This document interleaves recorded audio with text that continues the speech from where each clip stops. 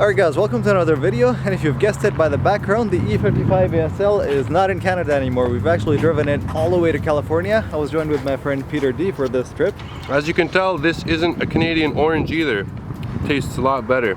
Yeah. But yeah, we're here in California. This has been a really long and difficult 3-day trip, not because of this car, but because of the car we were actually using to tow it, and now the car has actually broken down completely, so we can't even drive it pretty much. But yeah, anyways, for now back to Canada to show you guys everything that has happened so far, and later I'll get into what we've been doing here since the last 3 days or something. There we go, so it's 8 o'clock in the morning. We guys just woke up. This is my friend Peter. What up? And this video is actually going to be about taking this car, the E55 ASL, all the way to California. So we're actually going to be heading out right now. We have to put the car on the trailer, and after that it's the 36-hour drive from now getting to... 36? You didn't check Google, bro. It's a lot longer than that. Really? What is it? Yeah. More like 45. If there's no snow. If there's no snow, but there is going to be snow. So I guess first we got to start by clearing up the driveway, then the trailer, and then finally taking the car out for the snow in the first time, and then actually loading it in the trailer. Yeah, quite a lot of work to do. A lot of work. Yeah, let's get right to work then. Okay, an hour and a half into the trip and we're still here. So this is how long it took us to clear the snow. But the trailer is all cleaned up now, and it's now finally time to start the car, bring it out on the snow for the first time, and hope that it actually drives onto the trailer without getting stuck in any of the stupid snow.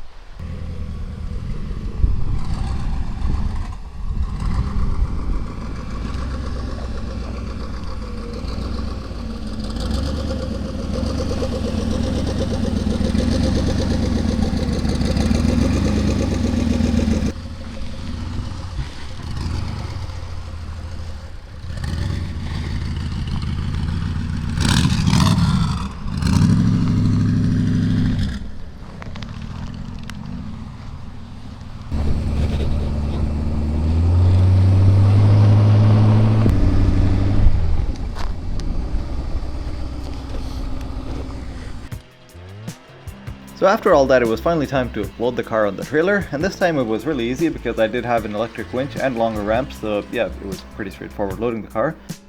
But after that though, the R-Class already started giving its first issues, so the rear suspension on this car was not sitting on its proper ride height. And we had the car sitting started on the driveway for a long time, and it wasn't coming back up. Now usually when the rear of the car sags down, that usually means that there's a leak in the airmatic system, but the car had been standing on the driveway for a while, so we thought maybe we'd start it up and it would come back up, but it wasn't coming back up. If anything, we just head out and drive. So rather than looking into the problem right there, we decided to drive off, which definitely wasn't the best decision. And after that, 3 minutes into the drive, the car literally stopped in the middle of the road, not because of the airmatic issue, because the car was running for so long on the driveway, it had ran out of the last bit of diesel it had left, and it didn't even make it to the gas station. Now, it wouldn't have been too bad if this was a gasoline car. We just would have put more gasoline in it and would have started up. Because this was a stupid diesel, it's not as simple as just putting diesel back in the car and starting it up. We had to crank it quite a lot of times for it to hopefully suck up diesel from the tank, because the only other way is to actually prime the full system, like take off the lines and prime it, and that definitely wouldn't have been easy doing on the side of the road. But the problem was that the battery died after trying to crank it literally one time. So here we are, update to our situation. We now have a second vehicle involved because the diesel was not enough to start the car. Now we are having problems, we can't even get the thing to crank. So we spent some time, I played around here with some bleeder screws. There's a bleeder screw right there. It wasn't starting for a while. We got the battery charged up a little bit more now. Give it. There we go. So after having the whole diesel issue figured, we headed back on the road, thinking this time the car wouldn't give any problems, but not even slightly later in the drive, there was a red light that came up on the dash saying stop vehicle too low or something, and then we had to stop on the side of the road, and surely enough the car was not going back up. There was definitely something going on with the airmatic system. Oh man, I hate this car so much right now. Peter, you mind explaining what happened? So we fixed the diesel, and then we fixed the battery, and now the air doesn't want to come up.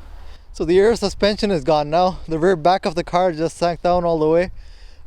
It says vehicle rising, but it never actually rises. So now we're trying to get to the air pump over here, see if we can do something about it. So our pump works. Next we gotta figure out why it's not turning on.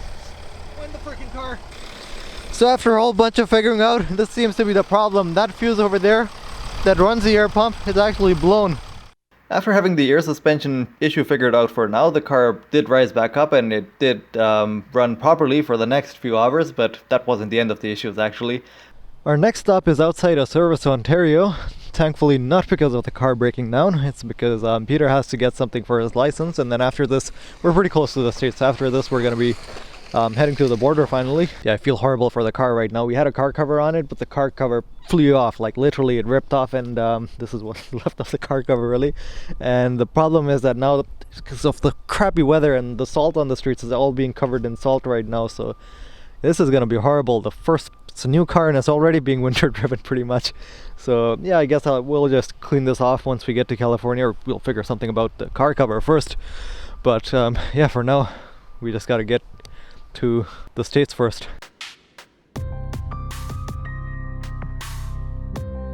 Now the next few hours of the trip were fairly uneventful. Thankfully we just had to drive through Niagara Falls, cross the border into the States, drive through Buffalo. But a few hours later, driving through the middle of the night, the airmatic issues started up again. The car literally just sagged down in the middle of the road, and this time it would not get back up again. And we have another friend on the dash, and our vehicle 2 low light is back on. I believe the pump has failed again, and I think that what's going on is that we probably have a leaking bag, which is why the pump is working too hard to bring the car back up again, and that's why the fuse keeps blowing up. And well, it would be a good problem to have if it was summer and everything, like it wouldn't be too bad, but it's like in the middle of freaking snow and -4 outside, that's why. Yeah, not a good place to work on a bag. Yeah. So yeah, we're just gonna keep driving. We're gonna keep going. See how far we can get. Hopefully once we get to a better place, we'll try to see what we can do. So after that, driving through the night was not fun at all. The car had sagged down completely from the back. The air suspension, there was something weird going on. Even with the fuse in place, the car would just not run the pump. It would just not bring the car back up. And there was definitely a leak going on somewhere too, because of which the car would sag down in the first place. But it was too late to figure something out, so that's why we just decided to just keep driving through the night while the car was still moving. We did stop and check if the wheels weren't rubbing against the wheel wells or something, and luckily in this car there is a bit of gap between the tires and the wheel well, even when the car is lowered all the way, and that's literally the only thing that kept us moving. If this was some of the other models with airmatic suspensions that sag down and then the wheel starts touching the fender, then we would have been completely screwed. We could not have driven the car. Our next stop was at a gas station somewhere in between Chicago and Buffalo, and weirdly at that gas station we turned the car off and we turned it back on, and the air pump started working and the car lifted itself back up. That was really weird, and but it was thankfully good because the car was back up now, so we decided to cover as much distance through the night as possible when the car was still working, rather than waiting for the car to break down again and then driving on the broken suspension, which definitely wasn't good at all. Let's stop for some gas in Chicago now. The car was all ghost white literally from all the salt and everything. We're gonna have to do a lot of cleaning when we get to California, but first we have to get there. The good thing is that the R-Class is now randomly sitting high and properly. The whole air suspension has randomly started working again, thankfully. Let's hope it doesn't break down again midway. It's the first time I've seen a gas station with like bulletproof glass, bulletproof everything, more secure than a freaking bank or something. But yeah, it seems like a really dangerous place, like really sketchy people walking around. Well, there's no one here right now, but yeah, definitely. Zombies, bud. Yeah, definitely not the type of place you would want to stay overnight or something. No. What did the guy say when he came? He said, "Y'all got any alcohol?" Yeah. 3:30 in the morning. Yeah. Alright, we're heading out of here. Yeah. After that, it was back on the road again, all through the night and also through the next day pretty much, because we had this really long stretch to cover all the way from Chicago to Denver. It would have been nice if we could have stayed over at Chicago for us, and slept over, because by the point we got to Denver, we had not slept for like a good 36 hours or something. It was a really difficult drive, but because of all the issues and troubles the car gave us, we just decided to keep going until the car was still moving.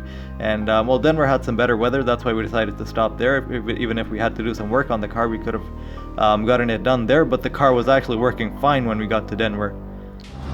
Another quick update. So we stopped at Denver, pretty much, which is the midway point. and we're like 2 days into the trip, I would say. Well, we pretty much have, well, the goal is to get to California tonight pretty much. So we've covered up the car, we've put some more ropes on it, so hopefully this time the car cover doesn't fly off. But once we get to California, we also need to give this car a good wash, get all the salt and everything out of it. Hope that it doesn't rust too much. The R-Class is, well, pretty much on the last leg, I would say. The air suspension sometimes goes up. It hasn't been giving us trouble since the last time, like it fell down on the highway, but yeah, I'm just hoping it makes it to California and then we can just replace the whole thing, replace the pump, replace the airbags, replace the valves, just so that there's nothing left. So it's not even been a minute since we thought we'd leave off, but the R-Class is already giving another issue. Like, we're trying to drive, but something's grinding and I can't see what it is. Like, there's nothing underneath the trailer. There's nothing underneath the car. Peter, oh, your pants got ripped. I know. As you can see, this happens in the wilderness. Try driving it a bit. I want to see where the noise is coming from.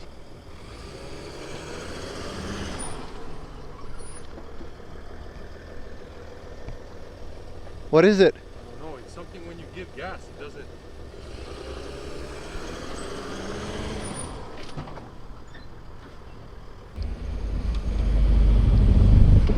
Yeah, I think it's the rear brakes. The brakes are engaging, and I'm not sure why. Okay, backing up with the trailer is a little tricky because the trailer wants to go all over the place. But let's see. Back in drive. Driving forwards. There. Yeah, it's definitely engaging the rear brakes. That's what's going on. Rear, front. I think it's the rear ones because the car is dipping down when it's when that happens. I think I could try one thing.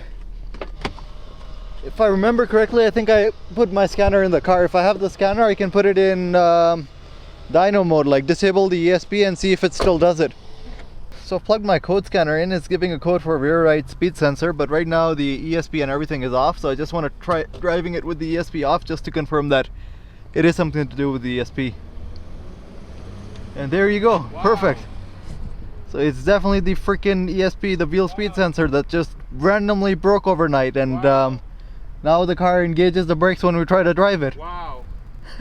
This car is literally trying to kill us. I am not a fan. It does not. 350. It does not want to get us to California. The amount of trouble this car has given us in the last 2 days is unbelievable. Like, there's literally not even a thing left on the car that's, I think. Hold on, let's see if this works. Oh, that's one thing that works.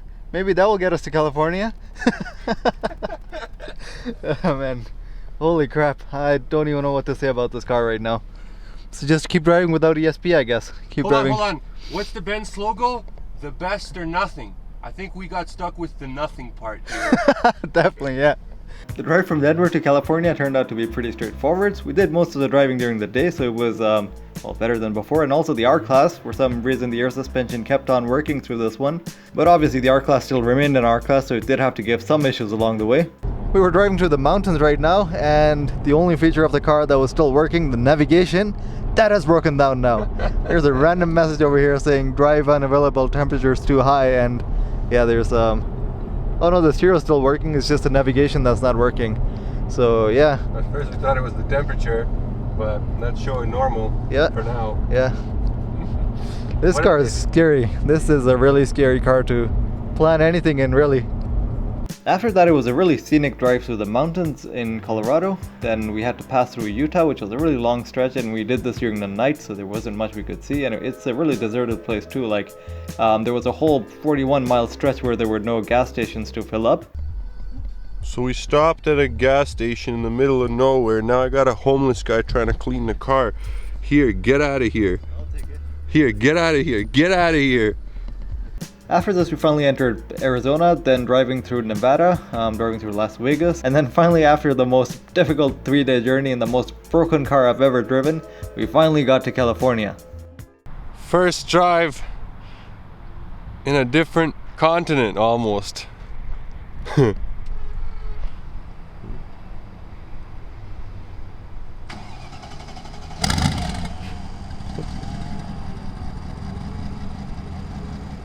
Oh!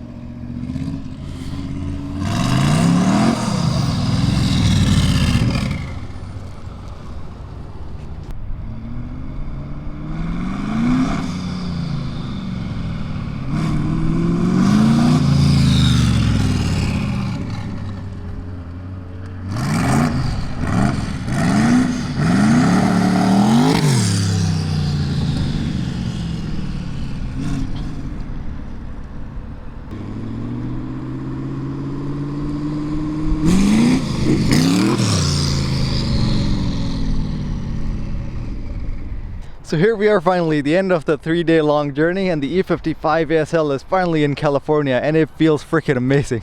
The car's finally gripping properly like it should. The tires are up to temperature now. This is where the car really belongs. It's already so fun to drive it just around the parking lot. I can't even wait to take this car to the track finally and see what it actually does on the track really. After this, I did take the car to Buttonville Raceway for Global Time Attack, but I didn't get to compete in this event because I registered a little too late for this one, and yeah, the wait list was really long. That's why I didn't get a chance to actually race the car on this occasion. But it was still really fun going out there, meeting all the people that were competing in this event, and also driving the car around the pit lane, just learning the car a bit more, because this was literally the biggest space I've had so far to actually drive this car. But I wasn't too disappointed that I didn't get to compete in this one, because the track days that are coming up after this one, they're actually on much better tracks than Buttonville. So that will be coming up really soon, in a few days from now pretty much. So definitely stay tuned for that. If you haven't subscribed to this channel already, this is definitely the right time to subscribe. Yeah, there is amazing stuff coming up. I just hope the car stays reliable through the next few track days, because yeah, they are definitely going to be amazing. This is the part that I can't even wait for. What do you think? This is crazy, bro.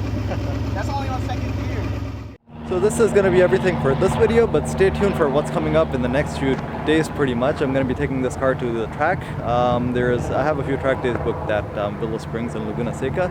Actually, if you guys want to come see the car out on track, you can I'll be posting all the updates on my Instagram. So yeah, if you guys want to come out and see the car, yeah, you're definitely welcome to.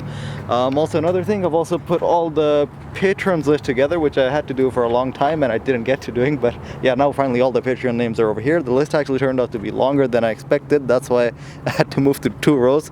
But yeah, thanks a lot to all these people for their support with the project, and I will be seeing you guys really soon when this car hits the track, hopefully in a few days. So thanks a lot for watching. See you guys in the next one.